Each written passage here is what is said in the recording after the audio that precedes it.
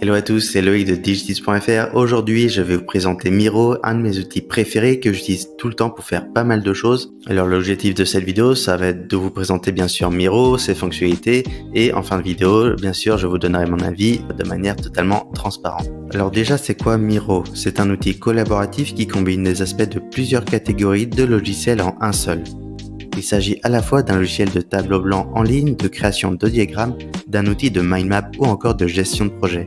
Tout dans ce logiciel est axé sur la collaboration. Vous pouvez l'utiliser pour dessiner une idée ou créer une présentation seule avec ou d'autres personnes en train d'éditer simultanément. Miro intègre des fonctionnalités de visioconférence ainsi que le partage d'écran, ce qui en fait un outil de réunion idéal pour brainstormer en temps réel. Alors une des choses les plus intéressantes de Miro, c'est que vous pouvez trouver tout un tas de modèles sur quasiment toutes les thématiques. Vous trouverez forcément un template qui sera adapté à votre besoin et vous aurez juste ensuite à le personnaliser. Vous pouvez soit créer un modèle vierge ou simplement utiliser un des modèles pré-remplis déjà créés pour vous faire gagner beaucoup de temps. Et une des choses que j'aime vraiment, c'est que vous pouvez également prévisualiser chacun d'entre eux avant de vous engager à l'utiliser. Il faut toutefois noter qu'on retrouve à la fois des modèles qui sont fournis par Miro, mais on a également pas mal de templates qui sont créés par la communauté. Et ça c'est vraiment intéressant car on se retrouve au final avec des milliers de templates qui répondent quasiment à tous les besoins. Alors pour quel cas d'usage est fait Miro? Alors je vous propose en fait de regarder tranquillement plusieurs modèles pour que vous puissiez voir concrètement ce qu'on peut faire justement avec Miro.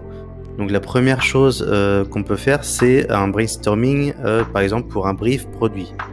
Donc on va aller sur le modèle, on va cliquer sur aperçu. On peut, comme je vous l'ai dit tout à l'heure, prévisualiser le modèle pour voir à quoi il va ressembler. Donc ensuite on a juste à cliquer sur utiliser le modèle. Alors ce modèle, ça va être particulièrement utile si vous devez par exemple lancer un nouveau produit.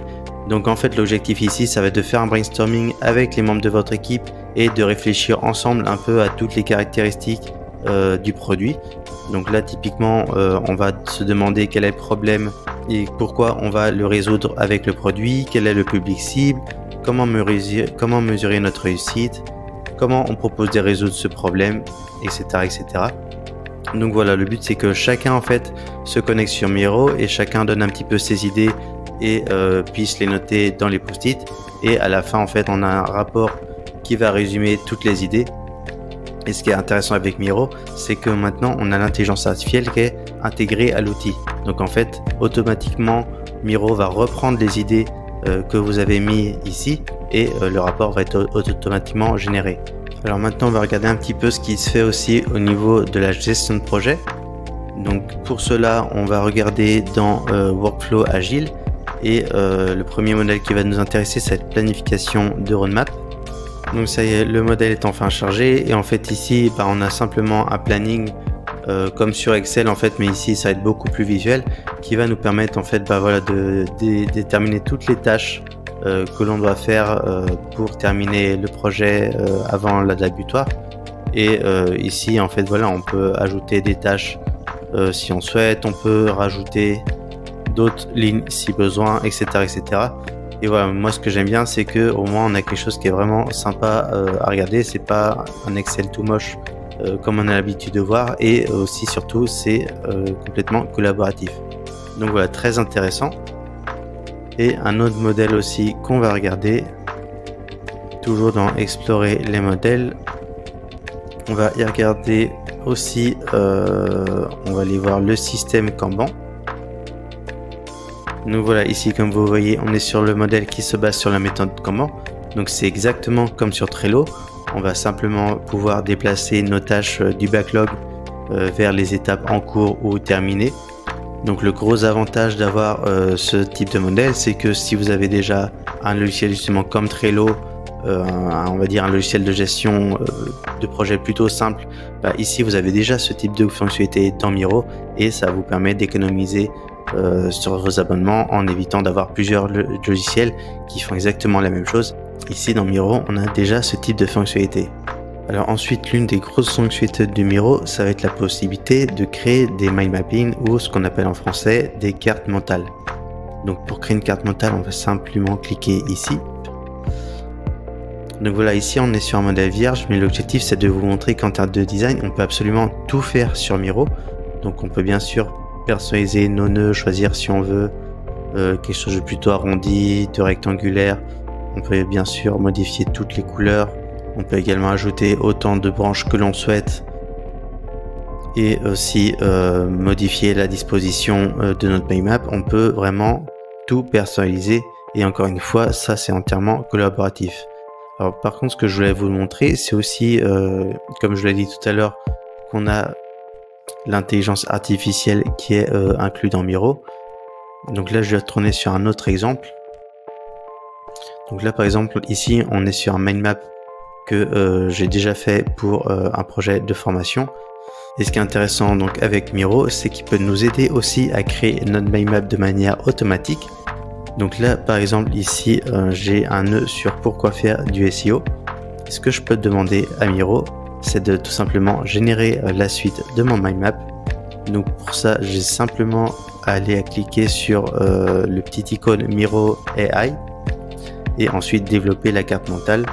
Et voilà, on peut soit développer avec des questions, des idées ou des sujets. Là, on va essayer ici de développer avec des idées.